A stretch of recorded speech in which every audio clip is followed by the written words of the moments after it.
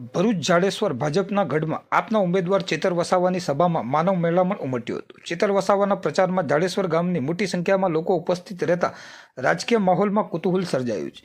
ભરૂચ જિલ્લામાં લોકસભાની ચૂંટણીનો પ્રચાર પ્રસાર બંને ઉમેદવારો જોરશોરથી કરી રહ્યા છે। ભરૂચનું જાડેશ્વર ગામ ભાજપનું ગઢ માનવામાં આવે છે અને ભાજપના ગઢમાં જ આપના ઉમેદવાર ચેતર વસાવાની સભામાં મોટી સંખ્યામાં જનમેદની ઉપસ્થિત રહેતા સત્તા પક્ષના હોશ ઉડી ગયા હોવાની ચર્ચા ભારે જોર પકડ્યું છે।